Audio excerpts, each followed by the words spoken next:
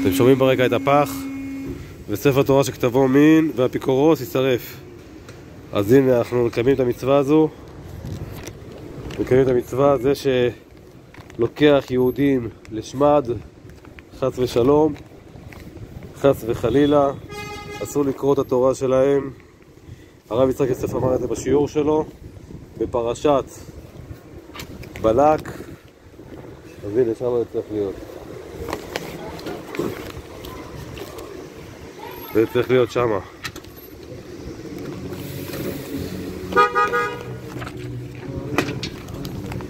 זה גם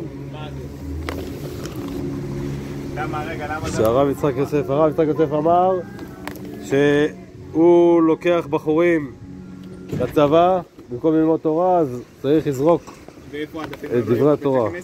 לא, לא יהיו בית כנסת. מצוין, תדוק לך, מצוין.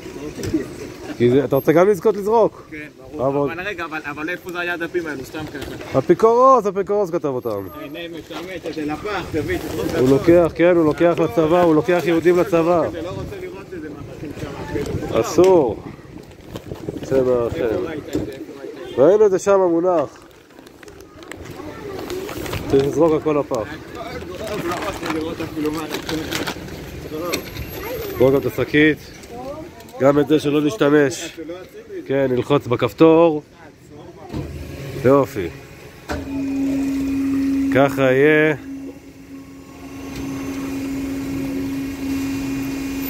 זה הרב יצחק יוסף אמר בפרשת בלק, צריך לזכות לזרוק הכל לפח. מצווה.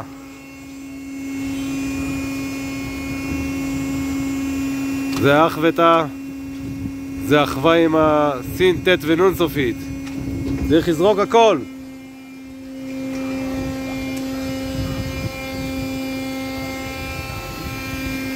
הכל שילך. אין בזה אבל שם השם או משהו, כן? ההלכה אומרת שכתבו מין יישרף. הנה. זהו, פיניטו, ברור שבטרנו.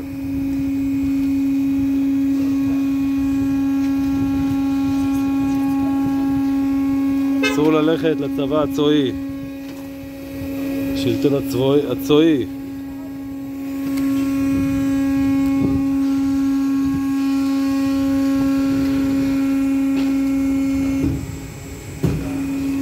זהו, העולם יהיה יותר נקי עכשיו.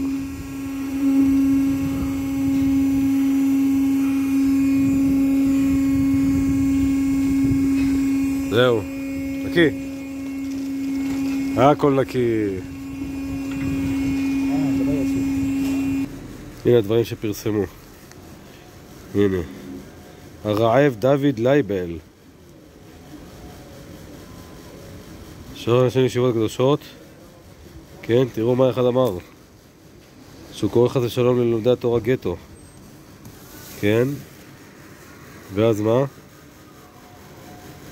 בעיקר ספרדים. אתם מבינים? השם ירחם. זה פורסם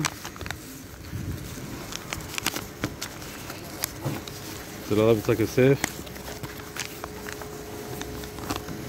זה פורסם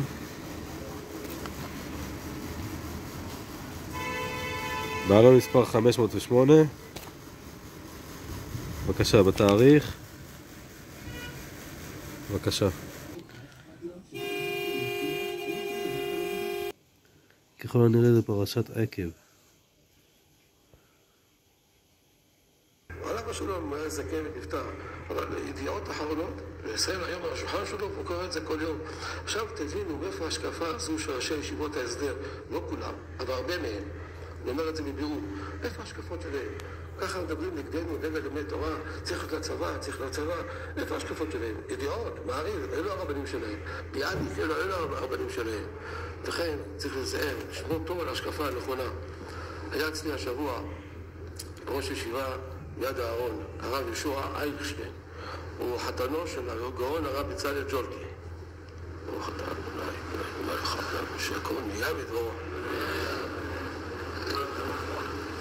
ביקש ממני להתריע, יש איזה אחד שיש לו גרורות, שולח לכל הישיבות הקדושות, בעיקר לספרדים, לשכנע אותם לבוא לישיבה שלו. הישיבה שלו, הוא האידיאל שלו ללמוד גם כן שפות, ללמוד כל מיני דברים אחרים, לא רק תורה. וזה הדעה שלו. מספר לרב איינשטיין, דיברתי איתו כמה שעות, לשכנע אותו, שהעיקר זה התורה. לא מוצא דבר יותר טוב בתורה. אבל אתה משכנע אותם ללמוד דברים אחרים, כל מיני מקצועות, כל מיני דברים, או הולך לצבא, ציונות. יש לו אחד הרבים שלו, הוא בוגר ישיבת מאור התורה, הוא חיבר ספר שלם, זה ההשקפה שלו. צריך לחבר את התורה בציונות. ציונות והצבא. זה אחד הרבים שלהם של הישיבה שלו. אומר לי הרב אשטון, עשיתי לדבר איתו, שעות הוא מדבר איתו, קוראים לו הרב לייבל. הוא משכנע בחורי ישיבות. הביא לי את הסטטיסטיקה, כמעט כולם ספרדים, לקח כמה אחדים אשכנזים שככה היו על הגדר. אבל כמעט ספרדים, מפתה אותם. לכו לזה, מי שיחד עם צבא, הורס לבחורי ישיבות. לכן צריך לזהר, לא לשמוע בקולו. אם הלייבל הזה לא לשמוע בשום פנים ואופן, אני לא מכיר אותו, ואני נאמן עליי הרב איינשטיין. וכשהוא דיבר איתו שעות על גבי שעות, יש השקפה נכונה. כתוב מרן שהיה צעיר, רצו ללמוד אנגלית בישיבת פורת יוסף. עכשיו היה בחור. למה? כי רוצים לשלוח רבנים לקהילות חוץ לארץ. לא יודעים אנגלית, אז מה צריך לעשות? ללמוד אנגלית. מרן היה בחור, הוא הקים מרד בין הבחורים נגד ההנהלה, היה שם איזה אחד עם הרב זוכר, הרב שכטר. הרב הקים מרד, לא ללמוד אנגלית, לא ללמוד מקצועות חול, רק תורה, אין לנו שיעור, אין לה תורה קדושה. תורה גולם הגנב וצלם הצלם. הרב נלחם, כבר בצעירותו נלחם בדבר הזה. היה פעם דיון במועצת החכמים, אם ללמוד אנגלית בתלמודי תורה שלנו או לא, ואחר שלום הובילו את המהלך, וגם הרב הסכים אותו כמובן, אוי ואבוי.